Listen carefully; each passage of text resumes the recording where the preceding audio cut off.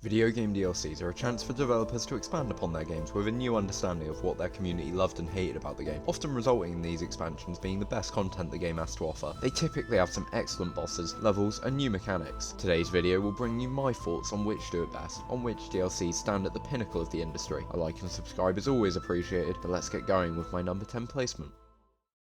I've no idea what the general community's thoughts on this DLC are, so this may be controversial, but I love Little Big Planet 3's main game. I think it's an incredible platformer campaign, and the DLC simply offers more of that. It doesn't have my favourite levels in the game, I don't think it improves upon the design in any notable way, it really is just more of the same, but that's perfectly fine. The levels it provides are awesome, especially Odd Socks. The story here isn't as strong as that of the base game, but it serves as a nice epilogue to the earlier events. It's just a really good, fun expansion, but since it does nothing more than that, it only just makes it onto my list.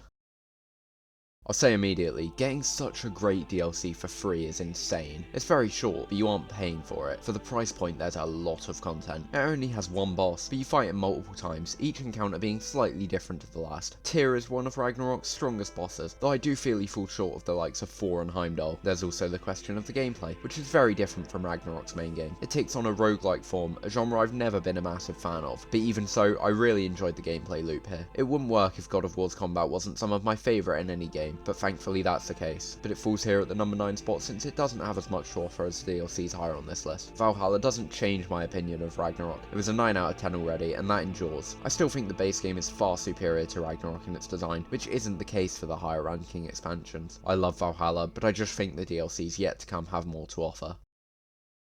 Dark Souls 2 isn't the worst Souls game, I'll die on that hill. It's very flawed, but as with every game in FromSoft's catalogue, the DLC improves on the base game in nearly all areas. Of the three, I chose the Crown of the Iron King as the best. The Sunken King DLC is really good, Shulver is one of my favourite areas in the game, Sin and Alana are both solid bosses, but the Dragon Sanctum is an unenjoyable area, and the Gank Squad isn't exactly great. The Ivory King DLC has Ava and Burnt Ivory King, two pretty good fights, and Eliam Lois is a decent area, but I can't say that it's a good DLC when it contains the single worst area in any video game ever. The Frigid Outskirts is utterly indefensible, capped off by an awful boss in London's Arlen. The Iron King expansion absolutely has the best bosses. Fume Knight is clearly the best fight in DS2, Sauron is second, and Blue Smelter Demon is controversial but one of my favourites. The area is also pretty good. There's some awful enemy placement, no doubt, but the actual layout of the Broom Tower is excellent. Of course it does offer the run back to Alon, which is awful, but overall I think it's a very good DLC that definitely deserves its placement.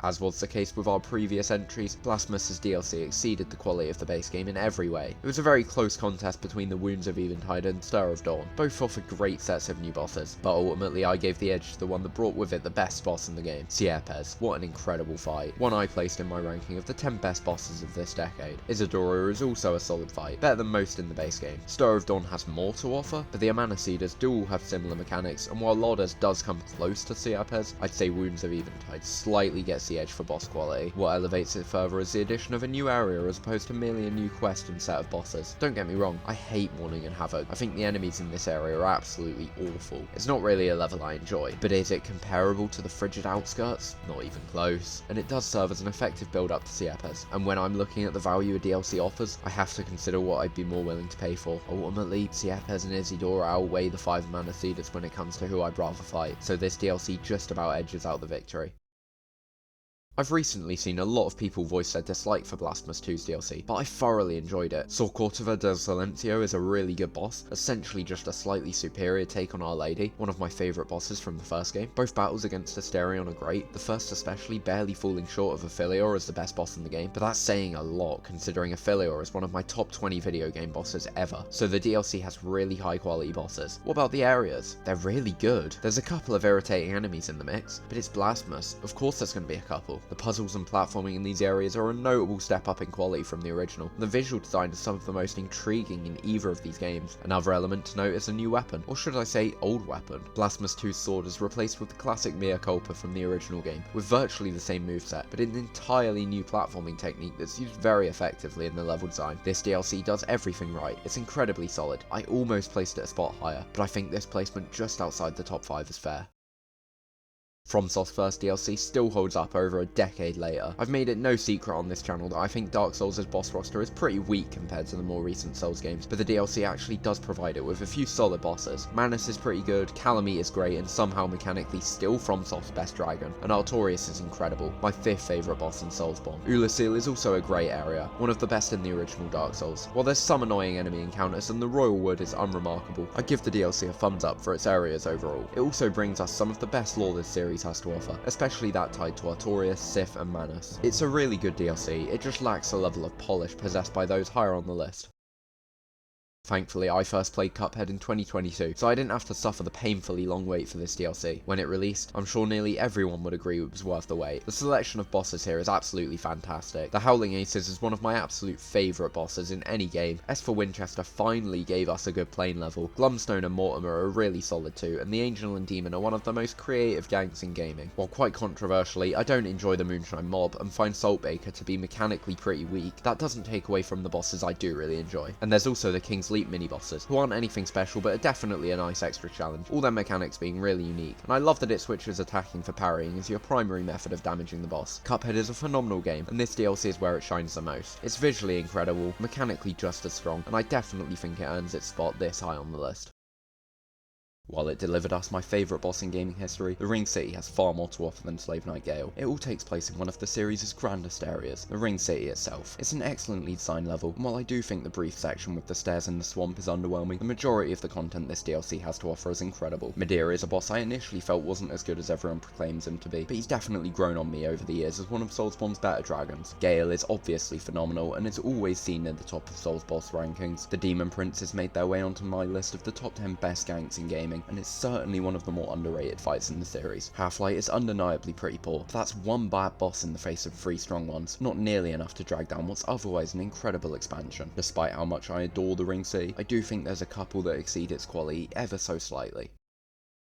Everyone's pretty much in agreement that FromSoft's boss design is unrivaled, and Bloodborne's DLC is where they truly hit their stride. 4 of the 5 fights in the expansion are great, easily the best in the game alongside Gascoigne and Gehrman. Maria is in my top 5 bosses in gaming, and Ludwig's spot in Soulsborne's top 10 held firm when I did my complete ranking. Orphan and yes, Lawrence are great encounters as well. Living Failures certainly lets the old hunters down, but they don't do nearly enough to prevent me enjoying it. On top of the high quality bosses, this DLC has some of the best areas in the series, with the Hunter's Nightmare and Fishing Hamlet being the best in the game besides Central Yharnam. I know I don't like the Research Hall as much as most, but I still think it's a perfectly fine area and has some excellently presented lore to offer. The Old Hunters isn't as expansive as some of the others on this list, but it has such a consistently high quality of game design that I think it just about edges out the Ring City to claim the silver medal.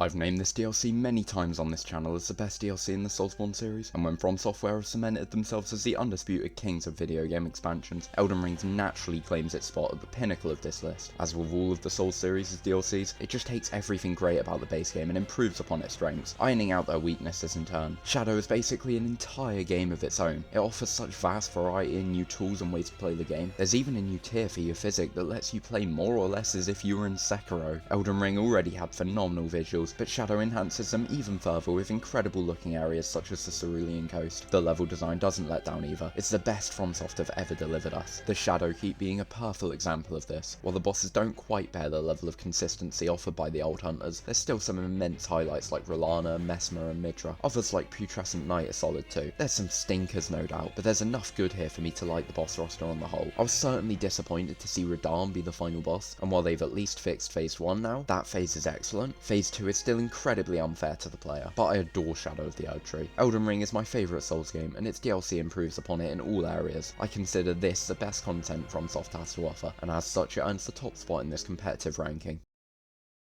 And there you have it, my personal top 10 DLCs in gaming. As always, this list is my subjective opinion on a subjective medium, so while I encourage you to share your own subjective opinion in the comments below, please refrain from acting like yours is superior to anyone else's. I hope you've enjoyed the video and that you might check out some of my other content. Thank you for watching, and I hope to see you next time.